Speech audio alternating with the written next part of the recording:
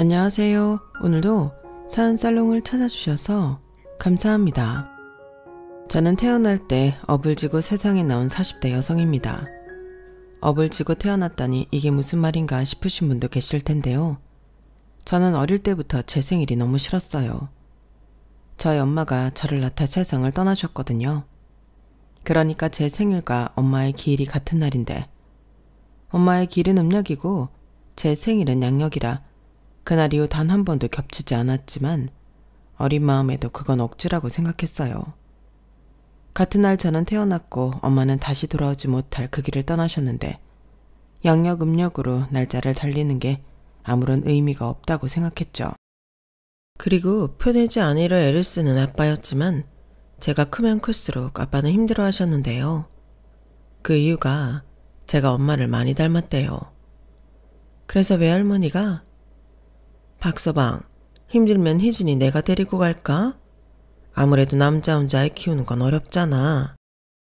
자네 앞날이 구말린데 이렇게 혼자 계속 있을 수도 없고 집에서도 말씀 많이 하시지? 그러지 말고 자네라도 새 출발해. 아마 그건 하늘에서 우리 딸도 바라고 있을 거야. 라며 조심스레 저를 외가해주고 새 출발을 하라고 이야기를 하신 적도 있었다고 하는데 아빠는 그럴 수 없다고 딱 잡아 거절했대요. 그리고 서툴지만 그저 열심히 저를 키우셨는데 미리 말씀드리자면 저희 집 형편이 그다지 좋지는 않아 열심히 키웠다고 해도 어려운 일이 한둘이 아니었을 거예요. 그도 그럴 게 아빠는 건설 현장에서 일을 하시는 분이셨거든요. 가진 재산이라고는 방 2개 있는 빌라가 다였는데 그마저도 융자가 끼어 있어서 아빠는 비가 오는 날이 아니면 매일같이 일을 나가야만 하셨어요. 그리고 그렇게 아침 일찍 일을 나갈 때면 어린 저는 이팔 청춘 막내 고모 몫이었다 했는데 당시 고모는 한참 놀기 좋아하고 연애할 때인 20대 초반이었죠. 그런데 불쌍한 자기 오빠 때문에 자기도 희생하는 마음으로 청춘 사업도 접어두고 저를 봤다고 그렇게 생색을 내는 고모였어요. 너는 말야 내가 거의 키우다시피 했어. 너 나중에 성공하면 고모공 절대 잊으면 안 된다. 이렇게 빚쟁이 장부 적듯 저에게 꼭 자기 공을 잊지 말라고 신신당부를 했더랬죠. 그리고 아빠는 그런 고모에게 고마운 마음이 커서 고모가 시집갈 때 큰맘 먹고 돈 500만 원을 해줬다고 했는데 고모가 시집가던 날 아빠를 보고 그렇게 울었다고 하더군요. 그건 저도 기억이 나는데 그만큼 아빠는 가족들 사이에서 짠하고 불쌍한 사람이었어요. 평생 엄마를 그리워하며 잘하지도 못하지만 어린 딸을 키우는 아직은 아까운 나이의 호랍이었는데 그래서 여기저기서 재혼자리도 많이 들어왔었죠. 그리고 그 중에 가장 열심히 아빠의 재혼을 밀어붙였던 사람은 저희 친할머니셨는데요. 친할머니가 재혼 이야기를 꺼낼 때면 저희 집에서는 꼭 큰 소리가 났어요. 그렇기 때문에 저는 친할머니가 집에 오는 게 무섭기만 했었죠. 그럴 나이였으니까요. 너 언제까지 이러고 살 거야? 너 정말 나 화병으로 네 쳐 따라가는 거 보고 싶어 그래? 아니, 네가 왜 이러고 사냐고. 너 인생 다 끝났냐? 너도 세장가 가서 남들처럼 살아야지. 엄마, 그만 좀 해요. 희진이 다 들어요. 애가 어리다고 해도 다 안다고요. 그리고 내가 싫다고 몇 번을 말해요. 나는 죽어도 재혼 생각 없으니까 제발 좀 이런 중매자리 좀 들이밀지 마요. 어떻게 그러니? 너 아직 팔팔한 30대야?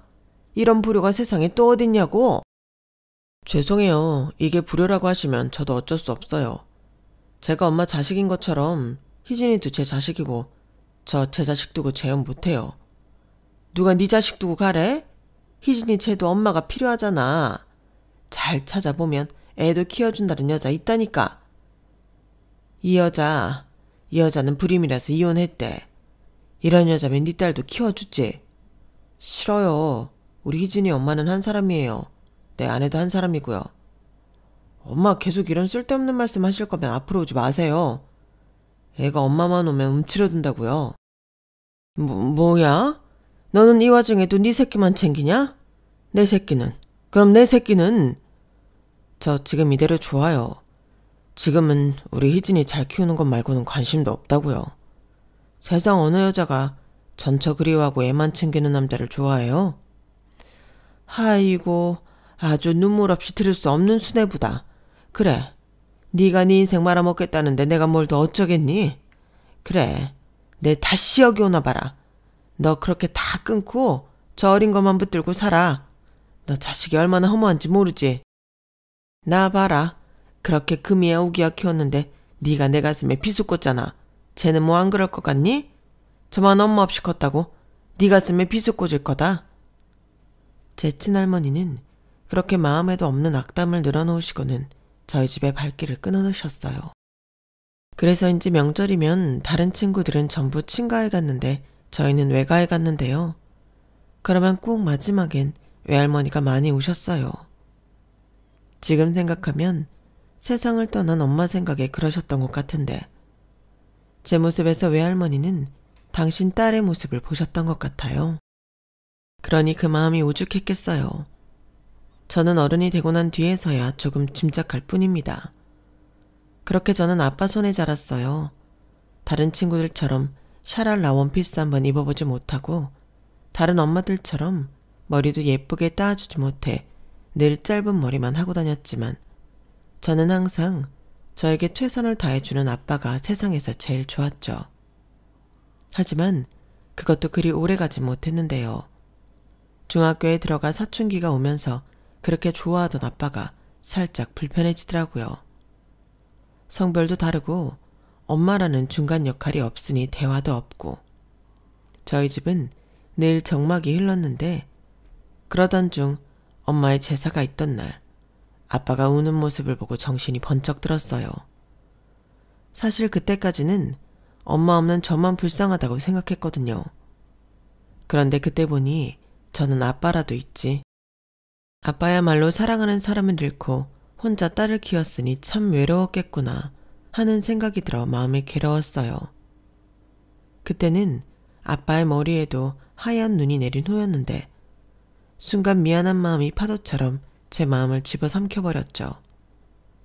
저만 없었다면 아빠도 조금은 덜 힘들었을 텐데 친할머니 말처럼 아빠도 재혼해서 다른 집 아저씨들처럼 행복할 수 있었을 텐데 그런 마음이 드니까 저는 아빠를 불편해하던 제 자신이 너무 싫었어요. 그래서 그때부터 정신을 차리게 되었죠.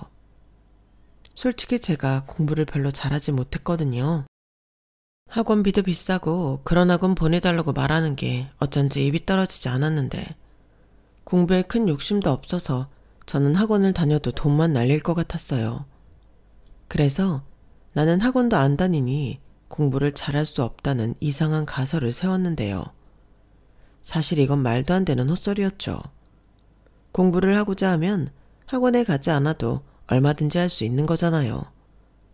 그래서 그날 이후 저는 용돈에서 문제집을 사 혼자 공부하기 시작했는데 생전 안 하던 공부를 갑자기 하려니 너무 힘들었어요.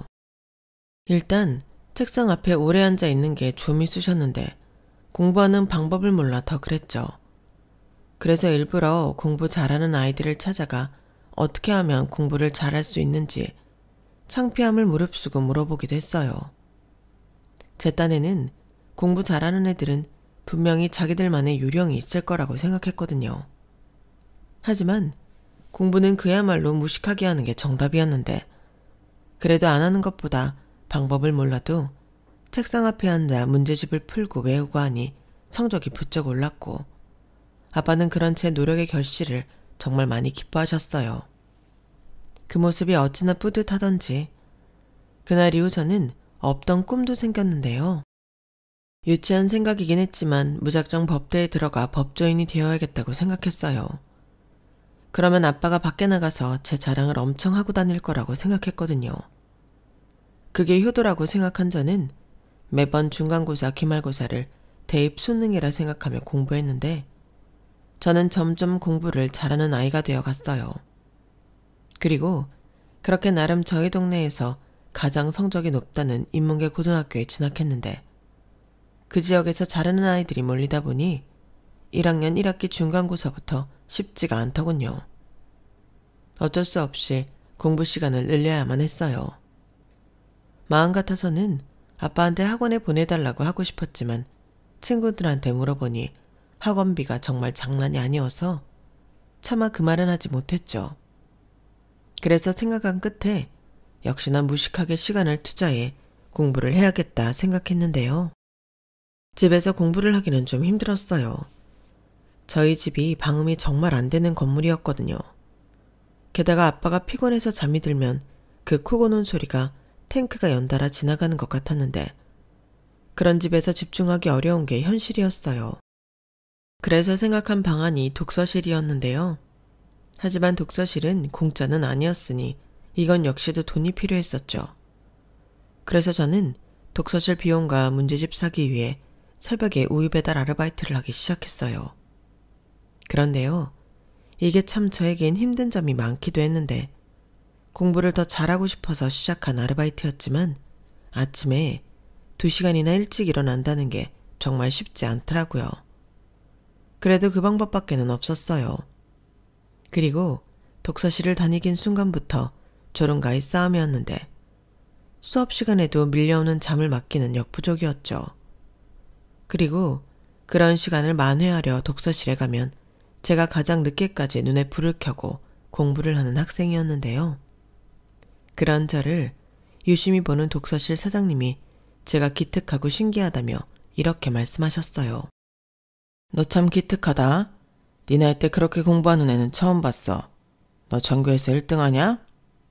독서실 사장님은 제가 정말 전교 1등이라도 하는 줄 알고 빙그레 웃으시며 자판기에서 뽑은 음료수를 내미셨어요. 그리고 그 말을 들은 저는 우물쭈물 아무 말도 하지 못했는데요. 제가 전교 1등도 아니었고 생판 모르는 남한테 그런 호의를 받아본 적이 없던 터라 긴장을 많이 했어요.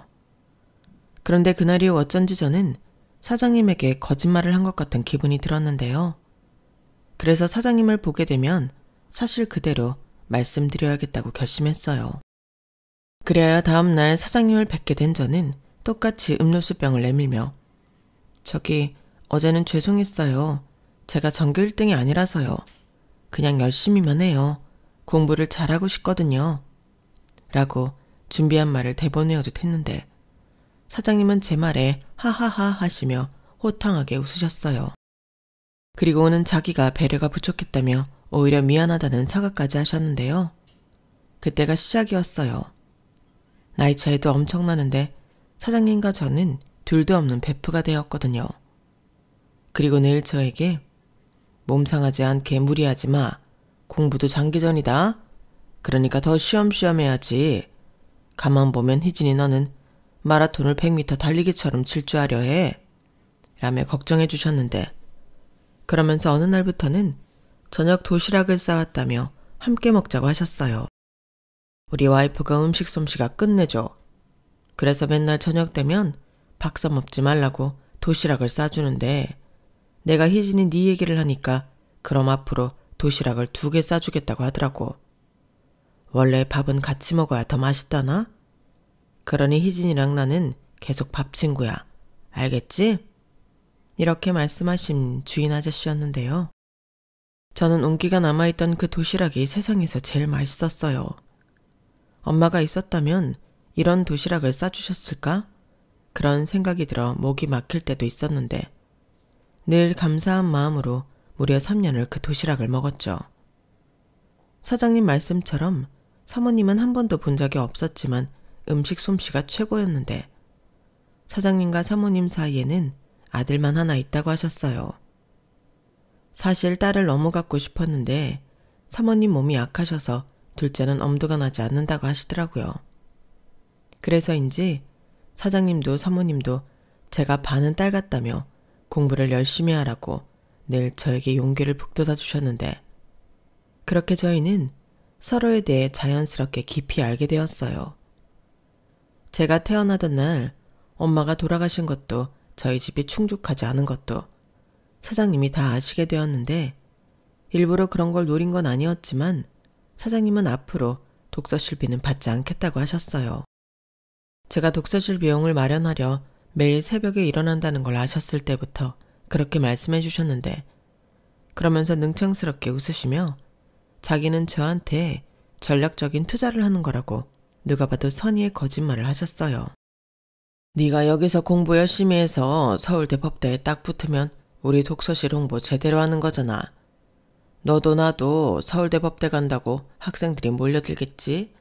그럼 나는 희진이 네 덕에 동방석에 앉는 거고, 이거야말로 상부상조 아니겠니? 그리고 너 계속 그렇게 살면 공부고 뭐고 쓰러져. 애가 잠을 자야지. 너는 네가 다 큰 거 같지? 아니야. 너 아직 어려? 잠이 보약이라고 왜 그러겠어? 잠을 자야 키도 크고 체력도 충전, 에너지도 충전. 그래야 공부도 잘 되지. 좌우간 사업가 아저씨 말 들어라. 막말로 너도 손해보는 건 없잖아. 그러니까 투자지. 아니, 그래도 너무 죄송한데. 죄송하면 공부 더 열심히 하세요. 미래의 법조인 박희진 씨. 나도 밥 친구 덕 좀 보자. 우리 아들 미래도 희진이한테 달렸어. 사장님, 그건 너무 부담스러워요. 그런가? 그럼 우리 아들은 빼고. 그렇게 저에게 참 너그러운 사장님이셨는데, 그 이후부터는 누군가 버리고 갔다며 문제집이랑 소설책도 챙겨주셨죠. 그래서 제가 소설책은 왜 주시냐고 물었는데 찡긋 웃으시며, 가끔은 이런 작은 이탈도 해야 삶이 풍족해지는 거야. 간접체험? 몰라? 라고 하시더라고요.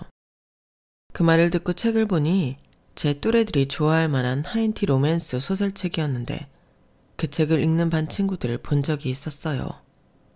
그리고 사장님은 혼자 뭐가 그렇게 웃긴지 연신 웃기만 하셨는데, 아마 웃겨서 웃으신 게 아니고 쑥스러워서 민망해 그런 것 같았죠.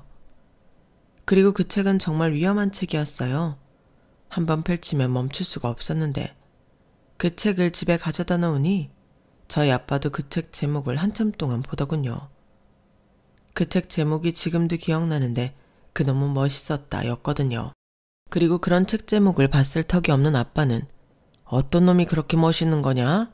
하며 꽤나 진지하게 물어봤는데, 지금도 그때 아빠 얼굴을 떠올리면 저도 모르게 풋 하고 웃음이 터져 나옵니다. 저희 아빠는 정말 진지하게 물어보신 거였거든요. 그리고 그 소설책은 독서실 사장님 말처럼 저에겐 작은 이탈이었는데, 다음 내용이 궁금해서 공부가 되지 않을 지경이었어요. 그래서 그때 로맨스 소설이라는 게 그렇게 무서운 거라는 걸 알게 되었죠. 그렇게 한 차례 혼이 난 저는 그 한 권을 끝으로 다른 로맨스 소설을 읽지 않았는데요. 나중에 이젠 정말 바쁘게 살지 않아도 될 때 그때 몰아서 세상에 있는 모든 로맨스 소설을 다 읽겠다고 다짐했어요. 그래서 그 책이 제가 10대 시절에 읽었던 유일한 로맨스 소설이었는데, 나중엔 현실 연애를 하느라 그 다짐은 까맣게 잊어버렸어요. 그리고 사장님과 저녁 식사를 할 때면 사장님은 정말 제가 딸 같으신지 이런저런 질문을 하시곤 했는데요. 가장 궁금하신 건 제 꿈 이야기였죠. 왜 법조인이 되고 싶은 건지 그걸 가장 궁금해 하셨거든요. 희진이는 왜 법대에 가고 싶은 거야? 꿈이 언제부터 판검사였어? 이렇게 물으셨는데, 법대는 목표일 뿐 꿈은 아니어서 저는 사장님에게 제 진짜 꿈을 말씀드렸어요. 베프에겐 뭐든 솔직하게 말해주고 싶었거든요. 그게 아니고 법대에 가면 아빠가 좋아하실 것 같아서 그래요. 다른 부모들은 그렇다고 하던데, 저는 아빠에게 자랑스러운 딸이 되고 싶거든요. 엄마 없이 혼자 힘들게 저 키웠는데 보람은 있어야죠. 이렇게 대답했는데, 그때 사장님은 감탄한 얼굴로 저에게 그러셨어요. 그때 저도 처음으로 사장님 아들 이야기를 듣게 되었죠. 야, 역시 우리 희진이는 다른 애랑 다르다. 아빠 정말 좋아하시겠는데? 부럽다. 이래서 딸이 제일이라고 하나 보네. 우리 아들은 생전 지만 잘났다고 하는데, 어제는 지 여자친구 준다고 지 엄마 반지를 슬쩍 했어. 정말요? 그래서요? 그래서긴 내가 그거 찾아다가 홍구멍을 내줬지. 남자가 말이야 가오가 있지. 좋아하는 여잔테 훔친 반지를 주냐? 멋대가리 없게. 그리고 그 여자애는 뭐가 좋아서 그 훔친 반지를 끼고 다니겠어? 그건 그렇죠. 아마 그 여자애는 몰랐을 거예요. 그나저나 사장님 보기보다 엄하시구나. 내가? 그런가? 우리 집 사람은 아니라고 했는데. 아무튼 그런 아들만 보다 희진이 얘기 들으니 아저씨 너무 부럽다. 희진아, 근데 말이야. 희진이 아빠는 희진이가 법대에 들어가지 못했다고 하더라도 열심히 노력한 희진이가 자랑스러울 거야. 이런 딸이 있는데 맨날 보람있지. 희진아, 아저씨는 법대 안 가도 괜찮으니까 나중에 우리 집에 시집 올래? 아저씨 며느리 해라. 헤이, 얘기가 왜 그렇게 돼요? 사장님 아들 여자친구 있잖아요. 저는 임자 있는 남자 사절이에요. 아이고, 그렇구나. 내 아들이 임자가 있네. 임자가. 내가 또 그건 몰랐네. 아까워라. 지금 생각해도 사장님과 함께 하던 때는 늘 재밌고 즐거웠어요. 그리고 그런 사장님의 호의 속에 저는 공부를 열심히 했고 언젠가는 보답을 하고 싶다는 생각을 했는데요. 꼭 서울대 법대에 들어가서 아저씨 사업에 큰 보탬이 되고 싶은 마음이었어요. 그래서 더 감사한 마음으로 공부를 열심히 했죠. 확실히 아침에 조금 더 잘 수 있으니 컨디션이 좋아서 머리도 잘 도는 것 같았는데 공부라는 것도 탄력이 있는 건지 한번 공부가 부쩍 늘었다고 생각하니 그 뒤로는 계속 공부가 잘 되는 것 같더라고요.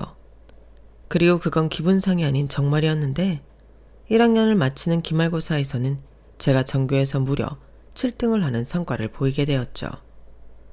반에서 7등이라고 해도 기쁠 일인데 전교에서 7등이라니 저는 벌써부터 기분이 날아갈 듯 했어요.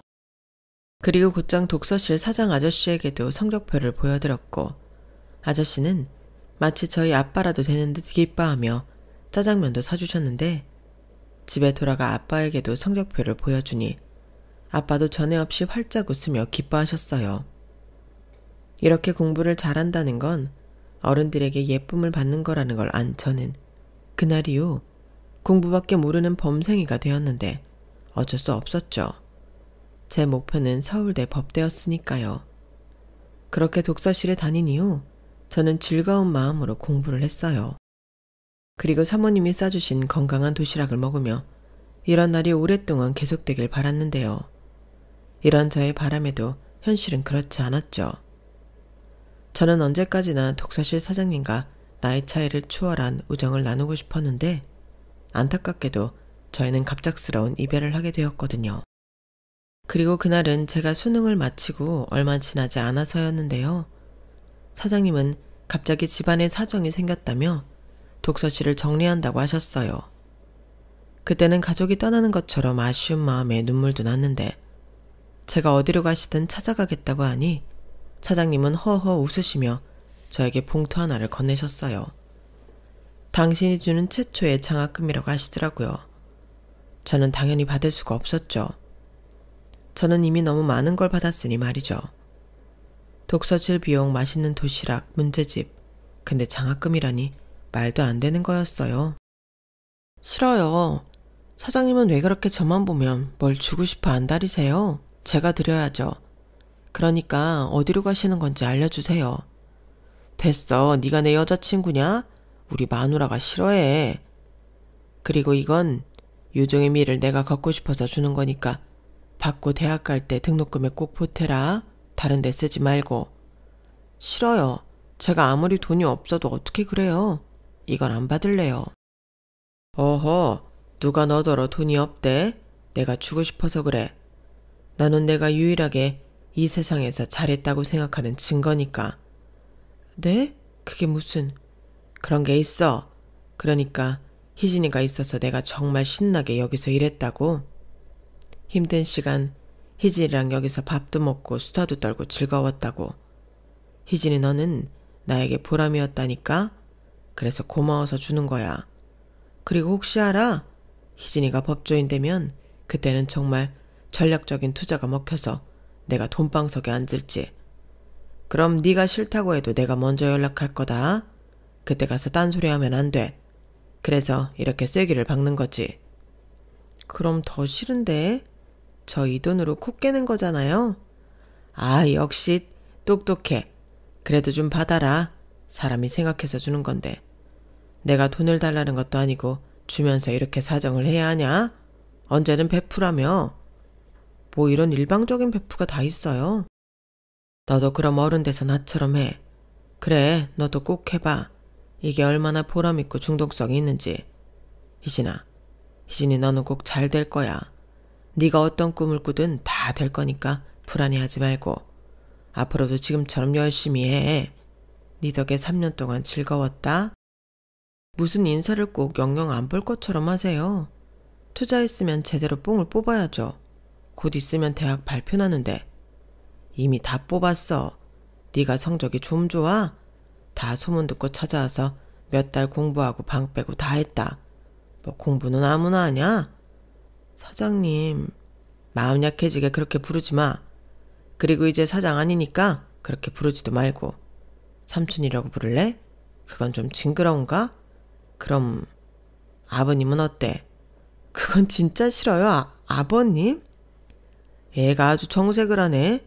나는 희진이 같은 며느리 얻고 싶어서 그냥 간접 체험. 싫어요. 알겠다. 그럼 어쩔 수 없네. 아저씨라고 해라. 그럼 아저씨 갈 테니까 잘 살아. 아빠한테 효도 많이 하고. 알겠지? 저희는 그렇게 헤어졌어요. 그때는 그게 우리의 마지막인지도 모르고 금방 다시 볼 수 있을 거라고 생각했죠. 그리고 사장님, 아니 아저씨가 준 돈 봉투에만 무려 200만 원이 들어있었는데 아빠한테 가져가니 이 돈은 쓰면 안 되겠다고. 나중에 시간 지나서 돌려드리자고 하셨어요. 이미 너무 많은 걸 받지 않았냐면서. 아저씨 마음이 참 감사하다고 하셨는데요. 저도 아저씨를 제 첫 번째 은인으로 생각하며 보답하기 위해서라도 꼭 성공해야겠다고 다짐했죠. 그리고 며칠 지나 저는 바라던 서울대 법대에 합격했어요. 너무 기뻐서 아저씨한테 곧장 전화를 걸었는데 바쁘신지 전화를 받지 않으시더라고요. 그리고 그렇게 연결되지 않았던 전화는 수개월이 지난 후 없는 번호가 되었는데 이렇게 허무하게 베풀 잃어버릴 줄은 꿈에도 몰라 마음이 아팠어요. 무슨 일이 있는 것 같은데 제가 도움을 줄 수도 없고 당장 어디에 계신지도 모르니 답답하더라고요. 그때 생각난 게 있었어요. 네가 법조인이 되면 내가 먼저 연락할 거다. 전에 헤어질 때 아저씨가 하신 말씀이었는데 지금 당장은 제가 어떻게 할 수가 없으니 그 말 하나를 믿고 꼭 사법고시에 붙어야겠다고 생각했죠. 하지만 일단 대학을 다니면서도 성적을 내는 건 쉬운 일이 아니었어요. 전국에 있는 공부 잘하는 애들이 모여있는 학교는 학교가 아니라 전쟁터 같더라고요. 그리고 가끔은 같은 교실에서 수업을 듣고는 있지만 그 아이들이 인간미도 느껴지지 않을 때도 많았는데 아무리 동동거리며 공부를 해도 저는 그 애들을 쫓아갈 수가 없었어요. 그때 느껴지는 좌절감이란 태어나 처음으로 느끼는 감정이었는데요. 저는 열심히만 하면 결과는 다 나온다고 믿었거든요. 하지만 아무리 열심히 해도 노력을 배신하는 일이 그 학교는 많았고 저는 점점 의욕을 잃어갔어요. 그래서 그러면 안 되는 걸 알면서도 공부를 손에서 놓고 밖에 나가 놀기 시작했는데요. 서울대 간판이 좋긴 하더라고요. 저를 대단하다 치켜 세워주고 잘해주는 사람들도 많았는데 아이러니하게도 저는 그렇게 놀다 남편을 만났어요. 남편은 다른 학교 휴학생이었는데 제가 자주 드나들던 호프집에서 아르바이트를 하고 있었거든요. 그리고 자주 보다 보니 친해졌는데 남편이 먼저 저에게 관심을 보였어요. 그리고 처음으로 힘든 일 있으면 말해보라고 무슨 점쟁이 마냥 제 전곡을 콕 찔렀는데 술을 마셔서일까요? 저는 저도 모르게 술술술 제 이야기를 늘어놓았죠. 이런 경험은 전에 독서실 사장님 빼고는 처음이었는데 남편이 내내 제 이야기를 잘 들어주니까 제가 제 어릴 때 이야기까지 전부 다 늘어놓게 되었어요. 그러자 어렸던 남편은 자기도 아버지를 병으로 잃은 지 얼마 되지 않았다며 자기 이야기를 하기 시작했는데 동병상련이라고 하잖아요. 저 역시도 이 남자가 꼭 저 같아서 마음이 움직이기 시작했어요. 그날 이후 저희는 사귀게 되었고 남편은 저에게 방황 그만하고 공부를 하라고 다정하게 잔소리를 했는데 그게 듣기 싫었다면 제가 이 사연을 쓰고 있지 않겠죠? 남편은 그런 사람이었어요. 싫은 소리도 기분 나쁘지 않게 하는 특별한 재주를 가졌더랬죠. 그래서 저는 다시 공부를 하기 시작했고 이미 전에 성적으로는 바닥을 한번 찍었던지라 다시 시작하는 건 어렵지 않았어요. 그냥 처음부터 다시 한다고 생각하니 마음이 편하더라고요. 그리고 전에 하도 성적이 나빠서 재수강해야 할 수업들이 있었는데 그 정도는 제가 과외를 해서 메꿀 정도는 됐죠. 그리고 정말 장학금을 받겠다느니 좋은 성적을 유지해야겠다느니 하는 욕심을 버리고 졸업만 하자 생각했는데요. 어차피 목표는 사법고시였으니까요. 그런데 대학에서도 성적 내기가 어렵다니 사법고시도 만만치 않더군요. 빠른 사람은 3년 안에 붙는다고 하는데 저는 그렇지 않았어요. 그리고 제가 2번 정도 떨어졌을 때 청천벽력 같은 연락이 왔는데요. 저희 아빠가 공사 현장에서 추락을 했다는 연락이었어요. 그때는 무슨 정신인지 신발도 제대로 못 신고 병원 응급실로 향했는데 혼자는 너무 무서워 남자친구였던 남편에게 전화를 걸었죠. 그리고 무슨 말을 어떻게 했는지 기억이 나지 않는데 남편은 제 소식에 불이 나게 달려와 제 옆을 지켜줬어요. 그리고 이틀을 넘기지 못하고 아빠는 하늘에 있는 엄마 곁으로 가버렸는데 어떻게 세상은 이토록 나에게만 불공평할까 죽어버리고 싶더군요. 하지만 그럴 수가 없었어요. 제가 잘못될까 전전긍긍하는 착한 남자가 제 손을 꼭 붙잡고 있는데 마음이 약해지더라고요. 그리고 당시 남편은 취직한 지 얼마 되지도 않았는데 그래서 집에서 엄마가 저를 그렇게 싫어한다는 소리를 들었죠. 자기 아들 지금부터 열심히 자리 잡아야 하는데 제가 그걸 방해한다고 생각하셨어요. 그래서 최대한 괜찮은 척 엄마 눈밖에 나지 말라고 그 힘든 가운데도 저는 남편을 배려했는데 남편은 척하면 척인 사람이라 제가 아무리 괜찮다고 해도 끄덕도 하지 않았어요. 결국 회사까지 때려치우더라고요. 사표를 냈다고? 왜? 회사 가면 자기랑 같이 있을 수가 없잖아. 나는 자기 혼자 두는 거 아직까지 무서워. 괜찮다고 했잖아. 나 이제 정말 괜찮아. 괜찮기는 어제도 내내 울었지. 눈 푹 꺼진 거 봐라.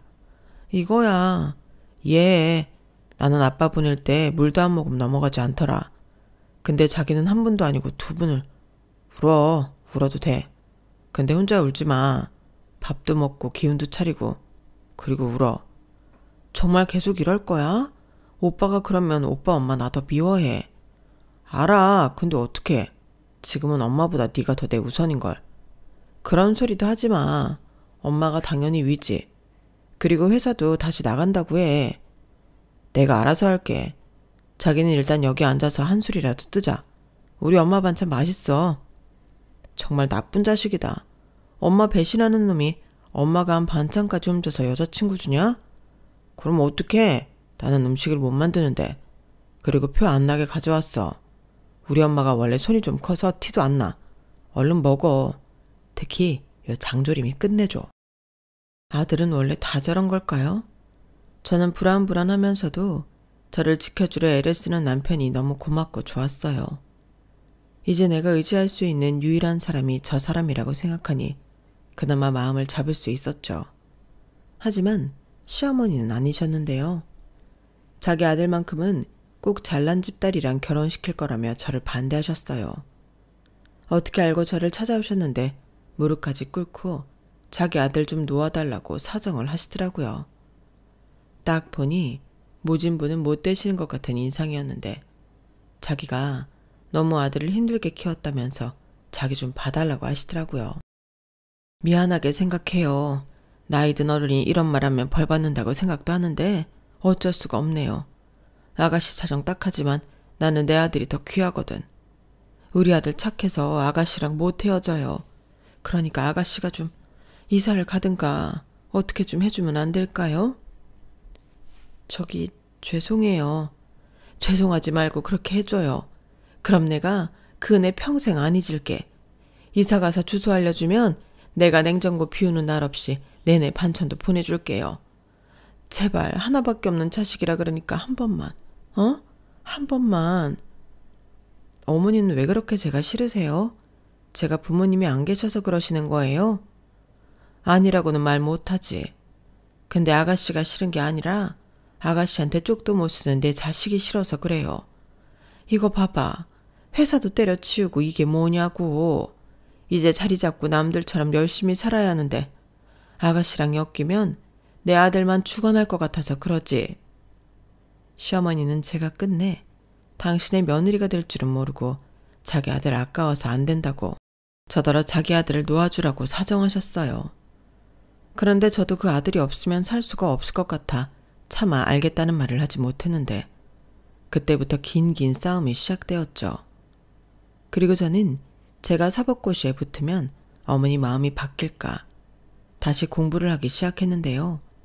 이놈의 공부가 참 징글징글했어요. 중학교 때부터 나는 공부밖에 없다고 생각했는데 이 짓을 어른이 되어서도 하고 있으니 이 팔자는 뭔가 싶더라고요. 그리고 이 정도로 공부만 했으면 스스로 나는 공부 전문가가 아닌가 그런 생각이 들었는데 그때부터는 나는 이게 일이라고 생각하고 공부에만 매달렸어요. 그렇게 꼬박 6년이 걸렸고 그 애는 사법고시가 마지막인 해였는데 저에겐 희망이 없었죠. 이제 와서 로스쿨을 다닐 수는 현실적으로 불가능했으니까요. 그래서 더 간절하게 매달렸던 것 같아요.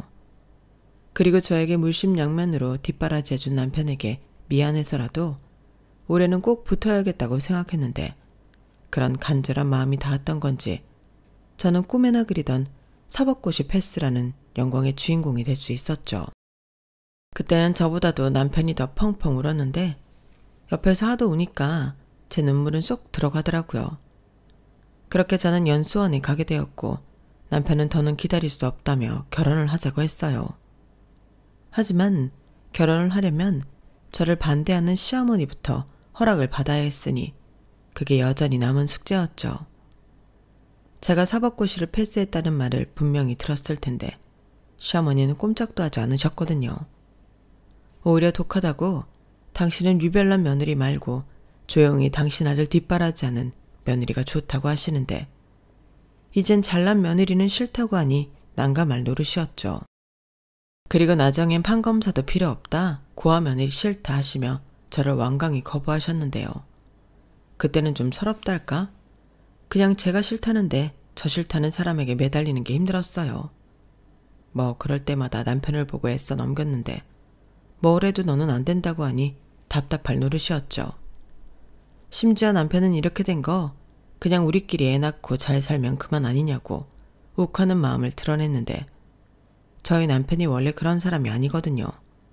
착한 사람이라 남한테 상처 주는 일 절대 못하는데 오죽하면 저럴까 이해는 하면서도 그러면 나는 시어머니에게 영원히 용서받지 못할 년이 되겠구나 싶었어요.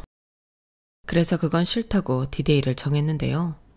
그날은 이판사판 뭐가 됐든 결단을 내린다고 다짐했어요. 그리고 바리바리 싸들고 시댁을 찾았는데 시댁에 간 건 그날이 처음이었죠. 원래는 법조인 배지를 가슴에 달고 아빠가 있는 우리 집을 제일 먼저 가고 싶었는데 어쩌다 보니 시댁에 그걸 하게 되었어요. 그리고 제가 집 안에 들어가는 순간 시어머니는 안방으로 숨어버리셨는데요. 자기는 때려 죽여도 저 같은 며느리는 보지 않겠다고 그 뜻을 굽히지 않으셨어요. 우리는 너무 서로의 바닥을 보지 않았냐며 이제 와서 자기 마음을 바꾸는 게 스스로 용납해야 되지 않는다고 했는데 중간에서 남편만 애간장을 태웠죠. 엄마 쪽팔리다고 이러는 법이 어딨어. 변호사 며느리야 우리 이진이. 서울에 완전 큰 로펌에 신입 변호사로 스카우트 제안받았다니까. 나한테는 너무 과분한 사람이라고. 엄마가 마다할 그럴 입장이 아니라니까. 이렇게 자기 엄마를 설득하려 애를 썼는데 시어머니는 네가 그래서 더 싫다고 안방 문도 열어주지 않았어요. 그래서 이번에는 제가 나서기로 했죠. 어머니, 저 태우 씨 사랑해요. 그리고 어머니한테도 인정받고 싶어요. 그래서 열심히 공부했고 변호사가 된 거예요. 어머니한테 잘 보이고 싶고 태우 씨한테 받은 거 보답하고 싶어서요. 그리고 허락만 해주신다면 저 어머니를 제 친부모님처럼. 됐어요. 그럼 부담스러운 말 나한테 하지 말아요. 내가 무슨, 나는 아가씨 부모할 생각 없고 그냥 우리 아들이랑만 안 맞았으면 좋겠다니까요. 내가 언제 변호사 되면 우리 아들 준다고 했나? 엄마 정말 이럴 거야? 아니 왜 싫다고 하는 건데 내가 모자란 구석이 있어서 희진을 마다하겠어? 네가 그렇게 쟤한테 쩔쩔매니까 내가 그게 싫다고. 너 지금 이러면 평생 이러고 살아야 해. 네가 왜? 네가 뭐가 아쉬워서? 하늘에 있는 네 아버지가 퍽도 좋아하겠다. 좋아하지. 우리 아빠는 엄마 같은 사람 아니잖아. 아빠는 우리 희진이 분명히 허락했어. 사법고시 떨어졌다 해도 그때부터 허락했을 거라고. 너 정말? 나는 네 아빠랑 다르잖아. 그리고 네 아빠는 없잖아. 왜일까요? 저는 시어머니 말이 꼭 제 이야기 같았어요. 네 아빠는 없다는 말이. 그대로 제 가슴에 날아와 박히는 것 같았는데 저리 굽히실 생각이 없다고 하시니 더는 의미가 없는 것 같더라고요. 괜히 사이 좋았던 모자지간만 갈라놓는 것 같고 이만했으면 됐다는 생각이 들었는데요. 그래서 조용히 알겠다고 정중하게 인사를 드리고 자리에서 일어났어요. 그리고 고개를 돌리는 그 순간 오래전에 찍은 듯한 가족사진을 보게 되었는데요. 저는 믿을 수가 없었죠. 그 사진 속에는 제 첫 번째 은인이자 제 영원한 베프가 있었거든요. 그러고 보니 남편을 처음 만났을 때 묘하게 닮았다는 생각을 했었는데 너무 기가 막혔어요. 그래서 곧장 물었죠. 저기 이 아저씨 혹시 아버님이셔? 우리 아빠. 왜? 독서실 하지 않으셨어요? 도시락 2개씩 싸주시고. 뭐? 아가씨가 그걸 어떻게? 저였어요. 그 도시락 같이 먹은 밥 친구. 정말? 그게 자기였다고? 엄마, 아빠가 맨날 집에 오면 얘기하던 학생 있잖아. 그게 희진인가 봐. 수능 끝나고 갑자기 독서실을 정리한다고 하셔서 그 이후에는 연락도 안 되고. 근데 아버지가 안 계신다는 소리는. 수능 끝나고 얼마 지나지 않아서 갔어요. 조금만 더 했는데 아마 그 사람 아가씨 대학 발표 날 때까지는 기다리고 싶었나 보더라고. 근데 그게 안 됐지. 그 뒤로 같은 번호로 전화가 계속 오는데 아가씨도 충격받을 것 같아서 전화를 못 받았어요. 그리고 잊으라고 번호도 해지하고. 참, 무슨 이런 인연이. 저 그때 아저씨한테 돈도 받았어요. 근데 아빠가 쓰지 말자고 하셔서 그대로 가지고 있는데. 어머, 그 돈을 안 썼어요? 정말 왜 그렇게 사람이 독해? 그 돈을 쓰면 저한테 정말 아저씨 흔적이 남지 않으니까요. 너무 많은 걸 받았는데 아무것도 안 남는 것 같아서. 힘들어도 그 돈은 절대 안 썼어요. 그리고 언젠간 만나면 돌려드리라고 저희 아빠가 그러셨는데 집에 있거든요. 아, 참, 정말 나더러 어쩌라고. 사람 얼굴도 못 들게 정말 왜 이러냐고. 시어머니는 갑자기 그 자리에 철푸닥 앉으셔서 얼굴을 손에 묻고 울기 시작하셨어요.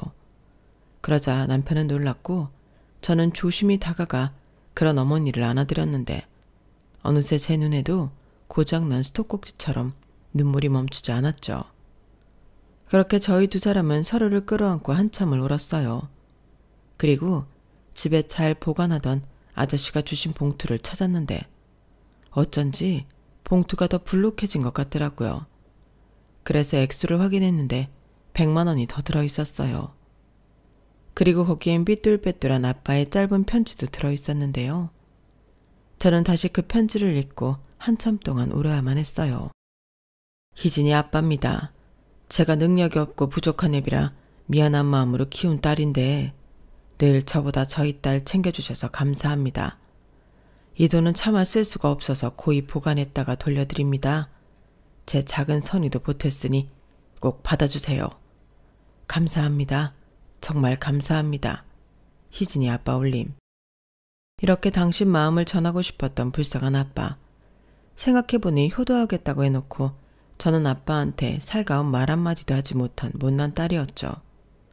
이렇게 아빠랑 빨리 이별하게 될 줄도 모르고 그저 법조인이 되어 기쁘게 해드리겠다고 정작 밥 한 번 같이 먹으러 시간을 내지 못했으니 제가 뭔가 잘못 생각한 것 같았어요.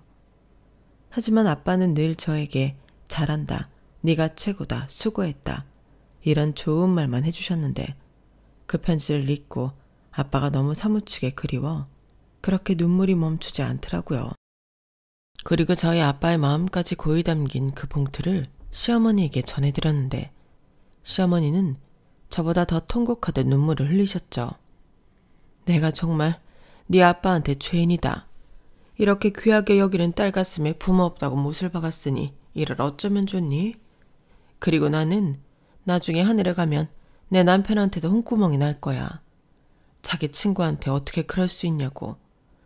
나 모른 척하면 어쩌니? 내가 너한테 너무 미안해. 어떻게 나는 맨날 너한테 미안하니? 그러게 왜 내 아들을 만났어? 더 잘난 놈 만나서 떵떵거리고 살지. 어머니 아들보다 더 잘난 아들이 어딨어요. 저 마음 씀씀이에 반했는데 제가 딴 남자한테 눈이 가겠어요? 우리 아저씨가 꼭 너 같은 며느리 얻고 싶다고 노래를 하더니 기어코 꿈을 저 위에 올라가서 푸는구나. 이 돈은 니들 결혼 준비했어. 두 아빠 마음이 담긴 돈인데 그렇게 쓰면 저 위에서 두 양반이 얼마나 좋아하겠니? 그리고 내가 두고두고 너한테 미안한 마음 갚으면서 살게. 아니에요. 갚으실 거 없으세요. 오히려 제가 잘할게요. 저도 이제 엄마 있어요. 제 엄마 해주실 거죠? 그래. 내가 시엄마 친정엄마 다 할게. 우리 잘 지내보자. 앞으로 네 엄마 아빠 제사도 내가 다 지낼 거야. 그렇게 저희는 가족이 되었어요.